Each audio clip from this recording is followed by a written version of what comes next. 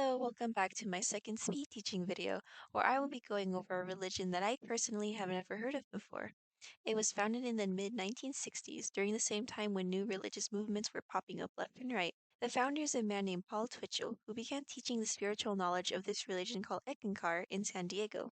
Ek, by Eckankar's definition, means co-worker with God, which is an important distinction they have with other religions that believe in reincarnation. While other religions' end goal is to be united or to be one with God/the universe, or ultimately of all things, Ek is believed to return to God once their time here is complete, which is referred to as self-realization and God-realization. To them, they would refer to God as Hu, since it's a sacred word to represent the sounds of the universe and the name of God. Through their teachings, it is a form of meditation to listen to the inner sound referred to as Hu. They also believe that God has no physical form, therefore, God is engendered or reduced to a human form. It's more like God is the energy that runs throughout the universe, the deity that protects us, and the creator of all things. In their lives here on earth, they hope to spend their time doing good and positive things for themselves and others. This factors into their beliefs about karma and how it is the direct consequences of our choices. It travels throughout our many lifetimes. They hope to gain positive experiences and karma in their physical time here so that they can become ready to return to God. Lifetimes are very important to them because it helps them gain spiritual insight about their past, present, and future. It's like a guide for better understanding of oneself and to help make good choices in the future. Dreaming is an important aspect to this, as it acts like a gateway to the spiritual world and the many lives we live, the past, present, and future. Dreaming is an important aspect to this, as it acts like a gateway to the spiritual world and the many lives we live, the past, present, or future.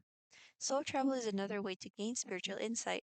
It can be compared to near death or out of body experiences, such as astral projection. It's typically described as a state of bliss and helps the soul gain experiences through realities beyond the physical realm.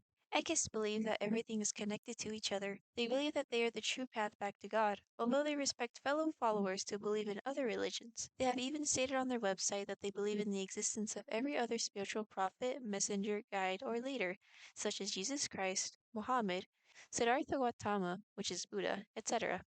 But they only believe in God being the creator of all life. While Eckists don't have set in stone beliefs, they do have basic beliefs which they list on their website, and it goes as follows. Soul is eternal.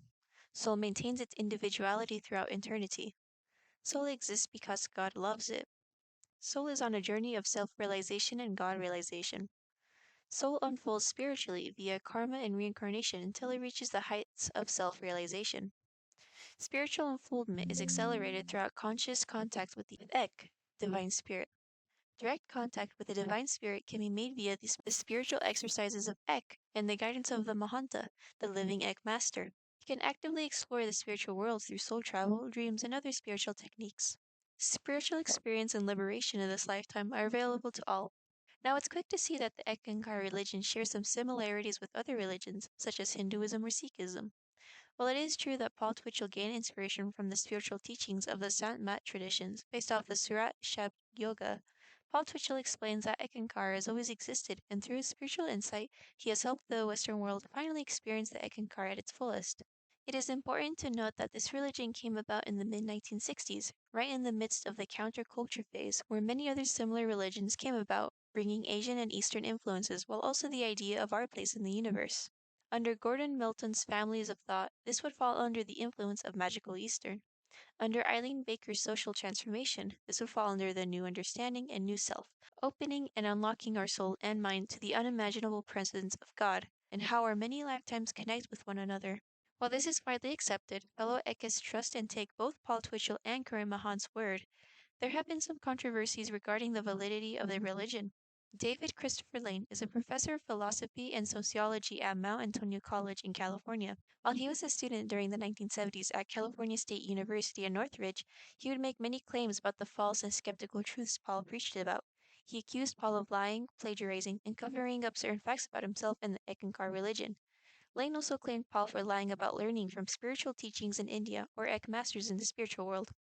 Lane would claim that Paul created Eckankar out of other big new religious movements at the time, such as Scientology, Theosophy, and the Radhasomi movement. Eckankar is not perceived to be a potentially dangerous religion. Sure, there have been claims made against the truthfulness of how the religion originated, but as far as unbiased reported claims go, there hasn't been news of something darker lying within. Eckankar has students in over 120 countries around the world, and his teachings have been translated into more than 25 languages. It is a nonprofit religious organization and church, legally recognized in the United States and over 40 other countries. There are Ek temples, Ek centers, and reading rooms in cities and towns across the world. Eckankar's worldwide spiritual center is in Chanhassen, Minnesota, USA. What Eckankar hopes to achieve is to spread the real message about the universe, about our place in the universe, and how it's all intertwined and connected. They hope to make a positive impact in the universe, the world, and within the many lifetimes that we must go through in order to achieve this self realization. Thank you for watching my video. I hope this was very insightful. And honestly, I learned a lot, so I hope you learned a lot as well. Thank you.